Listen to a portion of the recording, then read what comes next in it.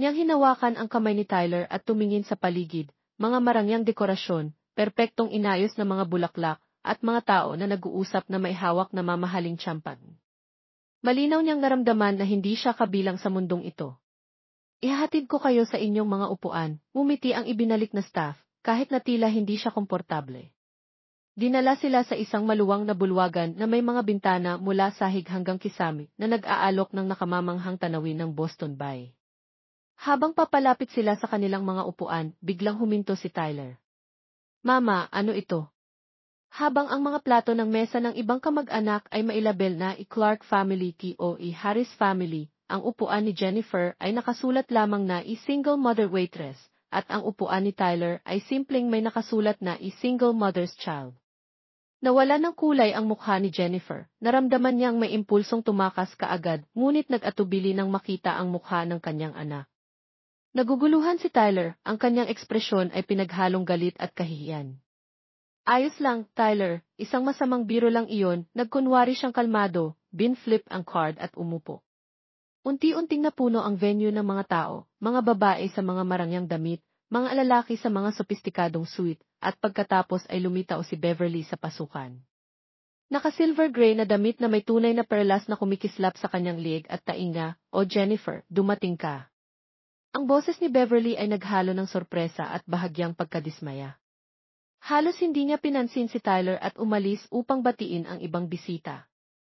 Ang solem na tunog ng pipe organ ay nagsimulang tumugtog at tumayo ang lahat. Mula sa malayo sa daan, lumitaw si James sa isang puting tuksedo, sa likod niya ay si Michael. Humigpit ang dibdib ni Jennifer nang makita ang kanyang dating asawa sa unang pagkakataon sa loob ng 3 taon, siya ay nagbago at naging mas matagumpay. Pagkatapos ay nagbago ang musika at pumasok si Caroline na sinamahan ng kanyang ama. Siya ay nakabalot sa isang napakagandang wedding dress, nakasuot ng ngiti na puno ng kaligayahan, huminga ang venue sa kanyang kagandahan. Ang seremonya ay nagpatuloy ng solemn, mga pangako, pagpapalitan ng mga singsing, at ang halik. Ang ikakasal na mag-asawa ay mukhang perpekto. Pinanatili ni Jennifer ang kanyang ngiti para sa kapakanan ni Tyler sa kabila ng kanyang mga komplikadong damdamin. Nagsimula ang pagtanggap na may champagne at mga hors d'oeuvres na inihahain. Nakakuha si Tyler ng orange juice at nagmamasid na may pagkausisa sa kanyang paligid. Di nagtagal, oras na para sa marangyang hapunan. Mama, tinitingnan kami ni Dad, bulong ni Tyler. Totoo, si Michael ay tumitingin sa kanilang direksyon, ngunit walang senyales na lalapit. Sa halip, isang malakas na tunog ng salamin ang umabot sa venue. Tumayo si Beverly at kinuha ang mikropono. Mga Ginoo at Ginang, salamat sa pagdating ngayon upang ipagdiwang ang kasal ng kapatid ng aking anak, ang aking minamahal na anak na si Caroline. Nagsalita siya ng may kasanayan tungkol sa mga ikakasal at sa kanilang magandang hinaharap. Pagkatapos bigla, ang kanyang tingin ay lumipat kay Jennifer. Mayroon tayong espesyal na bisita ngayon, dating miyembro ng pamilya, si Jennifer. Lahat ng mata sa venue ay tumingin kay Jennifer, naramdaman niyang namumula ang kanyang mukha. Karaniwan siyang nagtatrabaho bilang isang waitress sa isang restaurant, kaya mayroon akong mungkahi, ang boses ni Beverly ay puno ng malisya. Jennifer, dahil ikaw ay waitress, bakit hindi ka tumulong sa paghahatid ng hapunan ngayon? Naging tahimik ang venue, nakaupo si Jennifer na frozen, ang kahihiyan at galit ay dumadaloy sa kanyang katawan. Ngunit ang presensya ni Tyler ang pumigil sa kanya na tumugon. Kahit na biro lang iyon ay tea. May nagsimulang sabihin, ngunit inalis ni Beverly ang kanyang kamay upang patahimikin sila. Hindi ito biro, siya ay isang propesyonal. Ang mga mata ni Beverly ay kumikislap ng malamig. Ang tagapaghatid ng hapunan ngayong gabi, hindi lamang isang pangalawang bagay. Ang kanyang tawanan ay umuukit sa buong silid, unti-unting nagsimula ring tumawa ang mga kamag-anak at mga kaibigan. Maraming tao, kasama na si Caroline, ang sumali sa pang-aalipusta.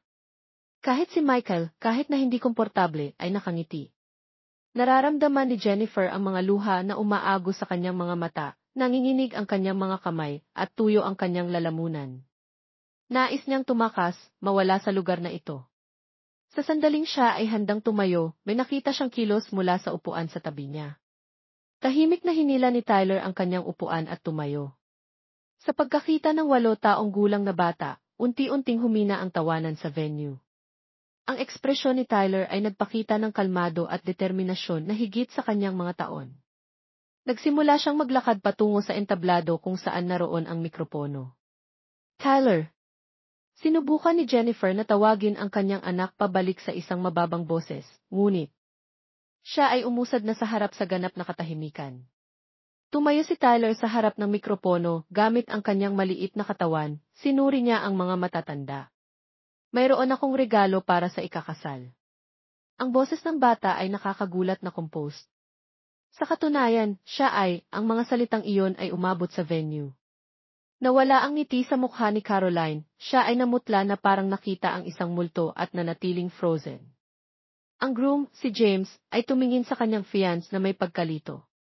Mabilis na tumayo si Michael, sinusubukang tumawag, Tyler, sapat na iyon, ngunit ang buong venue ay naghihintay sa susunod na mga salita ni Tyler.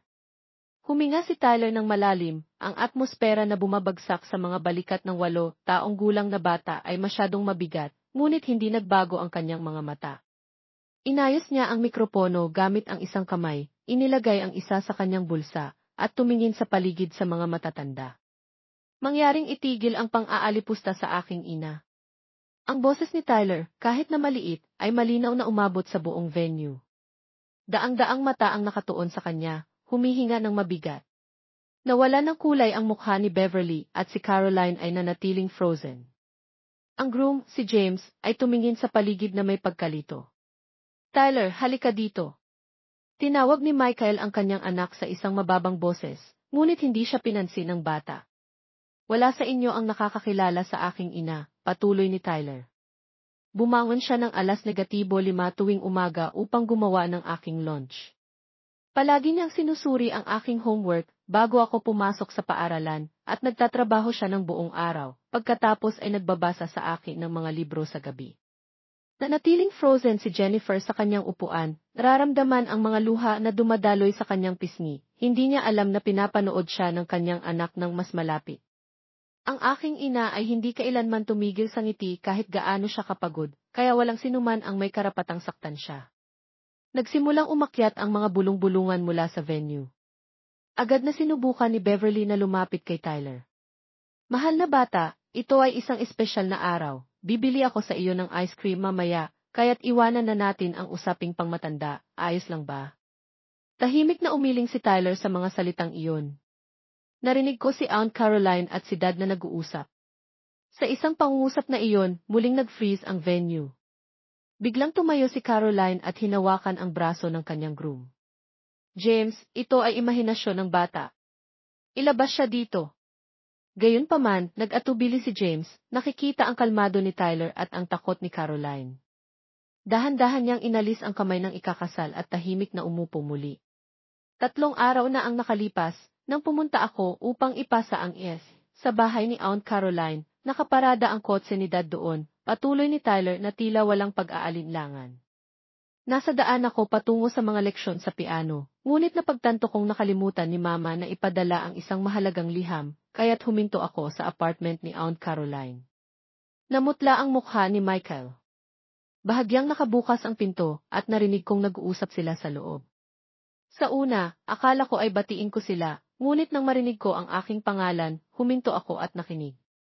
Sinubukan ni Beverly na muling makialam. Ano ang sinasabi mo? Ngayon ay isang araw ng pagdiriwang. Sa isang lugar na ito, isang kwentong gawa-gawa ng batad. May ebidensya ako. Sa mga salita ni Tyler, tumahimik si Beverly. Kinuha ng bata ang isang smartphone mula sa kanyang bulsa. Nagtataka si Jennifer kung kailan nakuha ng kanyang anak ang smartphone. Naalala niya na ito ay regalo sa kanyang kaarawan mula kay Michael. Na-record ko ito. Nagtaas ng mga hiyaw ng sorpresa mula sa venue. Sinubukan ni Michael na magmadali, ngunit pinigilan siya ng staff ng venue. Nawala ng huling bakas ng kulay si Caroline at nanatiling matigas na parang estatwa. Tinapik ni Tyler ang screen ng kanyang smartphone at inilapit ito sa mikropono. Una ay narinig ang tunog ng paggalaw, pagkatapos ay isang malinaw na boses ng babae. Mike, gusto kong makita ang stupid na mukha ni Jenny sa kasal. Isusulat ko ang single mother waitress at hahamakin siya sa harap ng lahat, perpekto ang plano. Nakaayon si Beverly, magiging pinakamahusay na kasal ito. Pagkatapos ay narinig ang boses ng lalaki, Michael, mag-ingat. Ano ang mangyayari kung malaman ng mga tao na buntis ka sa aking anak? Mahahayag ang ating relasyon. Naguluhan ang venue. Hindi makapaniwala si Jennifer sa kanyang narinig, si Michael at ang kanyang hipag, at ang pagbubuntis. Tinakpan niya ang kanyang bibig gamit ang nanginginig na mga kamay. Nagpatuloy ang recording, tawa ni Caroline. Hindi alam ni James ang anuman, kung sasabihin ko ito pagkatapos naming ikasal, huli na. Naipon ko ang timing upang hindi niya malaman na anak ito. Kahit na mas nakakagulat na mga pahayag ang sumunod. Simula nang makipaghiwalay ka sa babaeng iyon, bumalik ka sa iyong tunay na sarili, boses ni Michael. Ngunit mag-ingat, huwag mo nang sabihin sa sinuman. Itinigil ni Tyler ang smartphone at tahimik na ibinalik ito sa kanyang bulsa. Ang venue ay napuno ng kumpletong katahimikan. Ang groom na si James ay nanatiling nakatayo, ang kanyang mukha ay namumutla, ang kanyang pamilya ay nagulat din, si Caroline ay nagsimulang umiyak, at ang mukha ni Michael ay namumula sa galit at kahihiyan. Si Beverly ay bumagsak sa isang upuan, hindi makapagsalita sa pagkabigla. Ang aking ina ay nagtatrabaho ng mabuti araw-araw upang palakihin ako. Muling nagsalita si Tyler, ang kanyang boses ay bahagyang nanginginig, ngunit ang kanyang determinasyon ay nananatiling matatag. Aunt Caroline, pakitigil ang pang-aalipusta sa akin. Dapat mong sabihin ang katotohanan sa lalaking dapat na magiging bagong ama ko. Tumingin ang bata sa groom. Ikinalulungkot ko, ngunit akala ko may karapatan kang malaman ang katotohanan. Ang atmosfera sa venue ay naging malamig at mabigat na parang yelo. Dahan-dahang tumayo si James at tumingin kay Caroline, ang kanyang mga mata ay puno ng galit at lungkot. Totoo ba ito? Ang kanyang boses ay nanginginig. Si Caroline ay tinakpan ang kanyang mukha gamit ang dalawang kamay at nagsimula ng umiyak ng malakas. Hindi, sinungaling si Tyler. Isang kwentong gawa-gawa ng bata. Desperado siyang tumanggi, ngunit ang kanyang pag-iyak ay nagpatunay sa buong kwento. Si Beverly ay nakabawi at lumapit upang kontrolin ang sitwasyon. Lahat, ito ay maliwanag na isang hindi pagkakaintindihan, ito ay isang masayang imahinasyon ng bata. Mangyaring huwag sirain ang napakagandang araw na ito sa ganitong mga kalokohan. Gayunpaman, tumayo ang ama ni James at sinabi ng may katigasan, nadaya ba ang aming pamilya? Anak, umalis tayo. Dapat pag-isipan ang kasal na ito. Ang pamilya ng groom ay nagsimulang tumayo ng sabay-sabay. Si James ay nagbigay ng isang huling sulyap kay Caroline at sinabi, totoo ba ito? Si Caroline ay hindi makasagot, sa halip si Michael ay tumayo. Tama na, sabi niya sa isang mabigat na boses. Sabihin natin ang katotohanan. Habang ang venue ay nakatingin ng may pag-asa, yumuko si Michael. Totoo na may relasyon ako kay Caroline, at siya ay buntis sa aking anak. Sa mga salitang iyon, ang venue ay nahulog sa kumpletong kaguluhan. Lahat ng kulay ay nawala sa mukha ni James, at siya ay natumba pabalik, ang kanyang ina ay nagmadaling tumulong sa kanya. Ang ama ni James ay nagalit at sinubukang harapin si Michael, ngunit pinigilan siya ng mga tao sa paligid. Ibinaba ni Tyler ang mikropono at bumaba mula sa entablado. Lumapit siya sa kanyang ina at inilagay ang kanyang maliit na kamay sa ibabaw ni Jennifer. Ikinalulungkot ko, Mama, ngunit hindi ko kayang makita silang nasasaktan ka. Hindi makahanap ng salita si Jennifer, niyakap niya ang kanyang anak, ibinuhos ang lahat ng kanyang damdamin sa maliit na katawan na iyon. Ang kaguluhan sa paligid ay tila isang malayo na ingay para sa kanya. Ang kanyang mundo ngayon ay binubuo lamang ng batang ito na may tapang. Si Caroline ay patuloy na umiiyak, sinisimulang sisihin si Michael. Si Beverly ay masigasig na nagpapagalit sa kanyang anak na lalaki at anak na babae, ang mga sigaw ng kikahihiyan ng pamilya, paano mo ito nagawa, ay umuukit sa venue. Sa gitna ng kaguluhan, kinuha ni Jennifer ang kamay ni Tyler at tahimik na sinabi, tayo na, umuwi na tayo. Tahimik silang bumangon mula sa kanilang mga upuan at naglakad patungo sa labasan na may dignidad. Sa daan palabas, isang tinig ang tumawag mula sa likuran, hintayin niyo ako, mangyaring.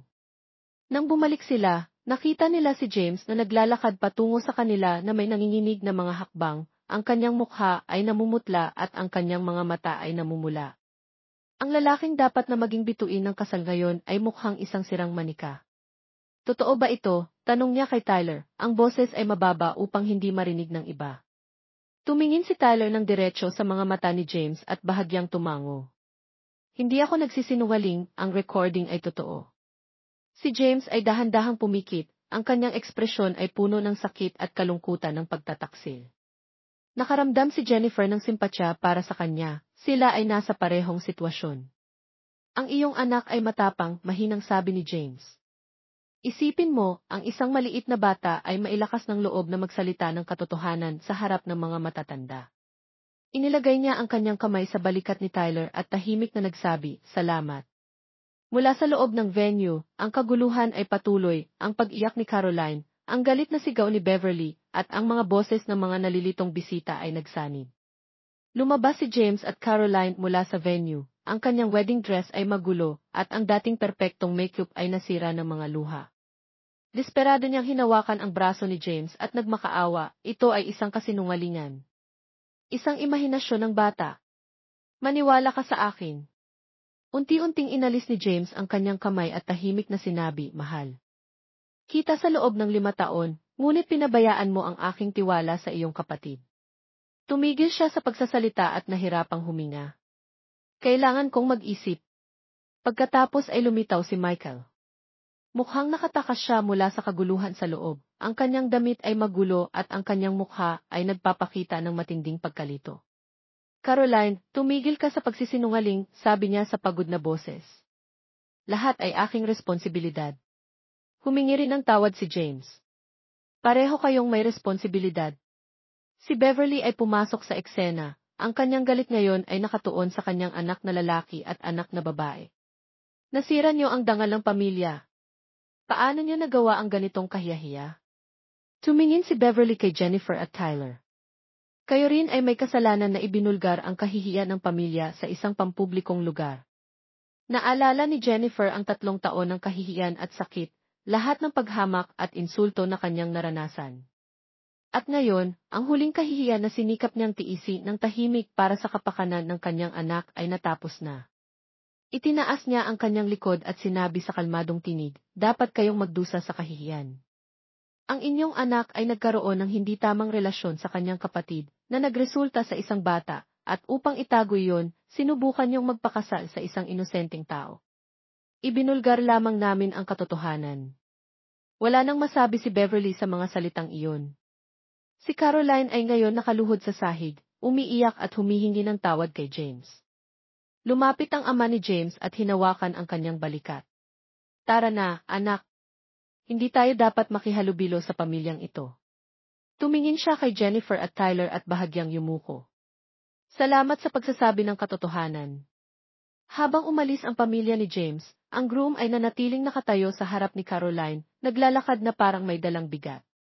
"Totoo bang anak ito ni Michael?" tanong niya sa wakas. Hindi nakasagot si Caroline at patuloy na umiyak, ang kanyang katahimikan ay nagsalaysay ng buong kwento. Unti-unting inalis ni James ang kanyang singsing at inilagay ito sa harap niya.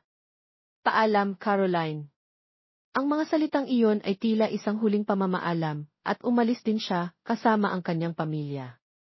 Umupo si Michael sa tabi ni Caroline at niyakap siya. Tumingin siya kay Jennifer isang beses, pagkatapos ay nanahimik, parang nawawala ng mga salita. Ang kanyang mga mata ay nagpakita ng pagkasisi. Si Beverly ay humawak sa kanyang ulo, naguguluhan na umuulit, "Ano ang gagawin ko? Ano ang mangyayari ngayon?" Ang kanyang kayabangan ay nawala sa isang iglap at ngayon siya ay mukhang isang mahina at matandang babae. Kinuha ni Jennifer ang kamay ni Tyler at tahimik na sinabi, "Tayo na, umuwi na tayo."